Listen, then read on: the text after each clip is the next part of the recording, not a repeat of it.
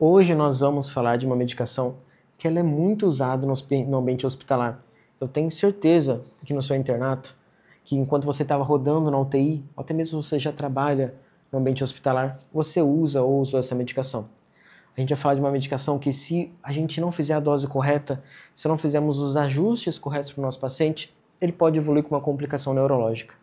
Hoje nós vamos conversar sobre a cefepima, ou mais conhecido como cefepime. Vamos aprender a usar essa medicação?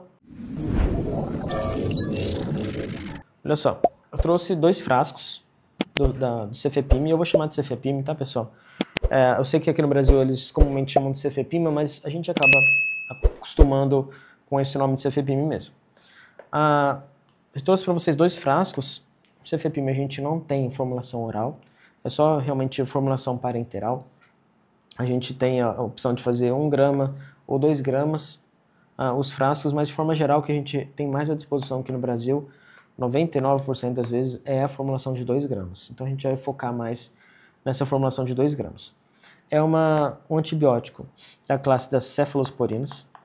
Ela já é uma céfalo de 4ª geração, ou a ceftriaxone, que é a mais conhecida, é uma cefalosporina de 3ª geração, tem um espectro de ação menor do que a cefepime.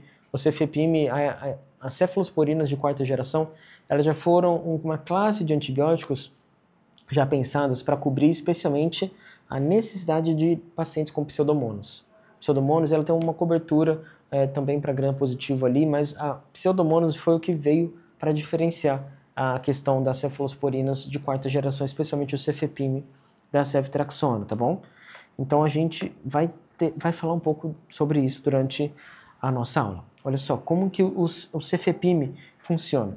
Ele já funciona um pouquinho diferente. Ele inibe a produção da parede celular da bactéria. Ou seja, a bactéria perde a sua resistência estrutural.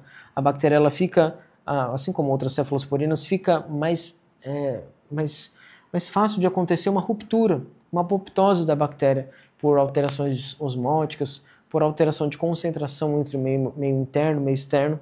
Então, como essa parede celular vai estar mal formada, vai estar defeituosa, ela se torna frágil e a bactéria se rompe com mais facilidade, tá bom? Isso também vai fazer essa mudança na penetração da parede bacteriana, da parede celular, vai fazer com que seja mais fácil o antibiótico também penetrar nessa substância. Uma coisa interessante, a cefepime, uma cefalosporina de 4ª geração, ela já é mais resistente a uma enzima que é conhecida como AMP-C. É uma classe de enzimas que são um certo tipo de beta-lactamase ou até cefalosporinase que destroem em especial as cefalosporinas de 3ª geração. A cefalosporina de 4ª geração, ela já veio preparada para ser mais resistente a esse ataque dessas enzimas, tá bom? Ela tem, com certeza, um espectro de ação bem diferente ali, não muito diferente, mas a questão da pseudomonas chama bastante atenção em relação às cefalosporinas de 3ª geração. Ela pega bem alguns gram-positivos, os strepto, por exemplo, o streptococcus. Então ela é uma boa medicação, por exemplo, se o paciente eventualmente precisar do tratamento de um strepto, talvez um strepto pulmonar. Tem que ficar atento à questão da penetração do cefepime no pulmão, mas ela não pega Marsa, por exemplo. Na classe dos gram-positivos, ela não tem uma boa cobertura para Marsa. Então não vai ser uma indicação nessa situação. Ela tem uma excelente cobertura para gram-negativos, tá? Nessa questão dos gram-negativos, ela vai ter uma cobertura maior, em especial pela questão da resistência contra a AMP-C. Então ela vai ter uma boa penetração, por exemplo, com Klebsiella. As Klebsiellas, ela vai ter uma boa ação sobre elas, sobre E. coli também. Sobre E. coli, sobre a Pseudomonas. Tá bom? A gente vai avaliar também o efeito dela sobre a hemófilos, sobre a Neisseria meningitidis, sobre Serratia, Citrobacter. São situações também que a gente precisa que essa substância consegue fazer uma boa cobertura, tá bom? Novamente, não vai ser uma opção sobre Marsa, tá? E como que funciona a excreção, a metabolização dessa medicação? Olha só, a metabolização do cefepime, ele é especialmente, quase exclusivamente renal. 85% da metabolização é renal. Então nós vamos precisar fazer ajuste de dose para a função renal. E não fazendo esse ajuste de dose, a gente aumenta o risco de complicação, em especial de complicação neurológica. Então, nesses pacientes com disfunção renal, a gente vai precisar fazer uma alteração na dose. Talvez passar para de 12 em 12 horas, em vez de 8 em 8. Em vez de 2 gramas, 1 grama de 8 em 8 horas. Realmente vai depender do protocolo da sua instituição, tá bom? Então, fique atento à função renal do paciente. Lembre-se de, antes de começar o CFEPIM, fazer a avaliação da função renal, e em especial os pacientes com hemodiálise, tá bom? Lembre-se dessas situações. Como que a gente vai usar o CFEPIM? Olha só, vamos considerar então nossa ampolinha de 2 gramas, que é o mais comum, que a gente vai ter à disposição aqui no Brasil. O mais comum é com certeza usá-la de 8 em 8 horas, quando a gente fala de um clearance de creatinina maior do que 60. Em algumas situações, admite-se o uso de 1 grama também, de 8 em 8 horas, ou seja, meio frasco. E algumas infecções mais leves, moderadas, você pode fazer até mesmo 1 grama de 12 em 12 horas. Mas na prática, é muito difícil fazer essa diferenciação do que seria essa infecção leve, do que seria essa infecção mais moderada, porque talvez a infecção leve você não precisa do CFEPIM. Concorda comigo? Então, vamos avaliar sempre a possibilidade de fazer esses 2 gramas de 8 em 8 horas, que é o padrão. Em especial, se a gente está falando de neutropenia febril, que a gente precisa fazer cobertura de pseudomonas, 2 gramas de 8 em 8 horas é a dose de escolha, tá bom? Se a gente precisa fazer, por exemplo, o tratamento de um paciente com sabidamente infecção por pseudomonas, a gente pode fazer um tempo de infusão estendido, porque assim a gente aumenta o tempo da concentração acima da concentração inibitória mínima. Aumentando o tempo em que a concentração do antibiótico fica acima da concentração inibitória mínima, a gente consegue aumentar a eficácia do tratamento. Mas essa infusão estendida, que a gente faz a infusão em 3 horas do antibiótico, ele faz bem lentinho em bomba de infusão, ele é mais usado para pacientes com infecções bacterianas graves por pseudomonas. Não vai ser o usual, tá? Mas vai ser uma opção. Em que situações que a gente vai considerar usar o CFEPIM? Neutropenia febril é uma grande situação, muito comum em pacientes oncológicos, pacientes que acabaram de fazer a infusão de quimioterapia, ali depois de 5 dias, 8 dias, até 3 semanas, dependendo do quimioterápico, o paciente pode evoluir com neutropenia febril. Não sei se vocês conhecem neutropenia febril. Se vocês não conhecerem, deixa aqui embaixo, deixa a pergunta aqui. Olha, eu gostaria de ter um vídeo, de ter uma discussão sobre neutropenia febril. Deixa aqui pra gente que a gente vai pensar com carinho como montar essa aula para vocês. A neutropenia febril é uma possibilidade de uso do CFEPIM. Você pode usar outras medicações na neutropenia febril, mas o CFEPIM é uma das grandes escolhas. A pneumonia associada à ventilação, que pode também estar relacionada a uma infecção, por exemplo, pela pseudomonas. A infecções do trato urinário complicadas, TUS complicadas, pacientes internados. Infecções intraabdominais, a gente pode considerar também o uso do CFEPIM, mas nesse caso, a gente vai precisar de cobertura de anaeróbio, que não é tão forte do CFEPIM. O CFEPIM fica ali mais no gram positivo, especialmente gram negativo, mas não consegue ter uma boa cobertura de anaeróbios. Então aqui a gente vai precisar do metronidazol. Tá bom? Nesse caso de infecção intraabdominal, não vai dar para fazer o CFEPIM isolado.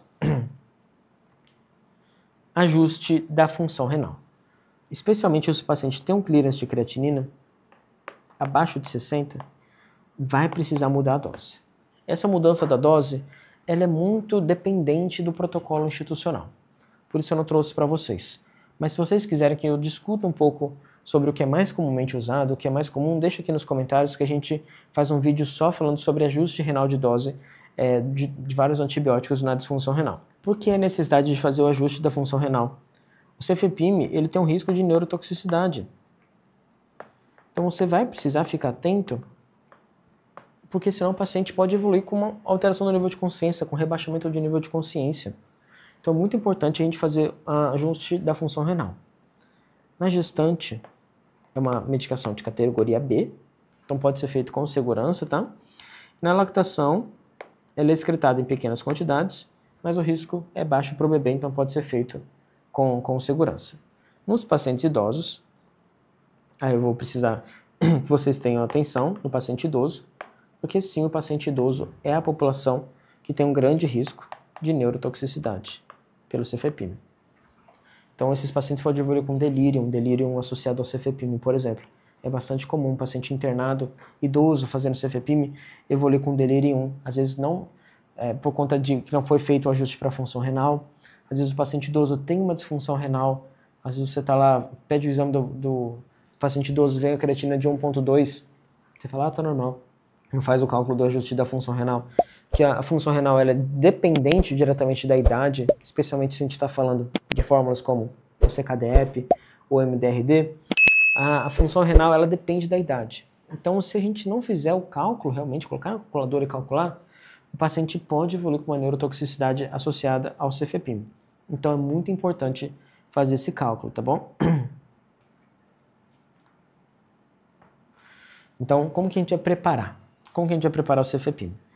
O cefepime, ele vem em pó, ele vem um frasquinho em pó, que vai precisar ser reconstituído. Ele pode ser reconstituído em água destilada, ele pode ser reconstituído em água destilada, 10 ml, tá bom? Ou até mesmo em 20 ml. E pode se agitar bem para fazer uma boa diluição. E você vai fazer depois a diluição final em mais ou menos 100 ml de soro fisiológico ou soro glicosado, 5%, tá bom? A gente pode fazer sempre uma solução de 100 ml para a gente reduzir o risco de flebite. Pode ser feito em 50 ml com segurança, mas em especial fazer em 100 ml. Essa infusão pode ser feita em 30 minutos, mas considerar naquelas situações de necessidade de cobertura de pseudomonas, a infusão estendida de 3 horas, tá bom? A infusão rápida não vai ter um grande aumento de risco de neurotoxicidade. A neurotoxicidade vai estar mais relacionada a realmente a concentração sérica elevada prolongada, tá bom? Então fica atento sobre essa questão da neurotoxicidade. Alterações de nível de consciência, presença de mioclonias, rebaixamento de nível de consciência, a sonolência, confusão mental, sonolência, delírio. São todos sinais que a gente vai precisar pensar, lembrar da possibilidade que o nosso paciente está diante de uma neurotoxicidade associada ao cefepime. Nesse caso, a gente vai precisar suspender o cefepime e trocar por outra medicação, tá bom? Com certeza, essa alteração neurológica é o principal complicador, a principal complicação relacionada ao uso do cefepime. Pode ter complicação gastrointestinal, aumento de risco de colite pseudomembranosa, rash cutâneo, pode ter alteração em hemograma, mas com certeza aquilo que é específico, aquilo que é mais intenso, aquilo que é realmente talvez até mais comum é a complicação neurológica relacionada ao cefepime, tá bom? Então sempre fazer ajuste para a função renal. Como que a gente vai fazer então a prescrição do nosso paciente? Olha só, vamos considerar um paciente com uma pneumonia associada à ventilação, por exemplo. Vamos fazer o uso do cefepime, 2 gramas. Vai diluir esse frasco em 10 ml primeiro, reconstitui o frasco em 10 ml, reconstitui um frasco em 10 ml de água destilada e fazer a diluição final e diluir para 100 ml de soro fisiológico. 100 ml de soro fisiológico, 0,9%. E você vai fazer em BIC em 30 minutos. Se o paciente for colonizado, por exemplo, pela Pseudomonas, você pode fazer a infusão estendida em 3 horas. E vai fazer isso de 8 em 8 horas, por pelo menos 7 dias, no paciente grave, né? Certo, pessoal? Olha só, a gente acabou de discutir uma droga que ela é cheia de detalhes, ela é cheia de nuances, ela pode ter esse complicador neurológico, mas quando a gente sabe usar essa medicação, a gente consegue salvar pacientes. O paciente com neutropenia febril é um paciente que depende muito da presença do cefepime, tá bom? Então espero que vocês tenham aprendido. Deixe aqui seu comentário, manda esse vídeo para o seu colega que ainda não está sabendo usar o cefepime, se inscreve aqui embaixo e a gente se vê no próximo. Até mais.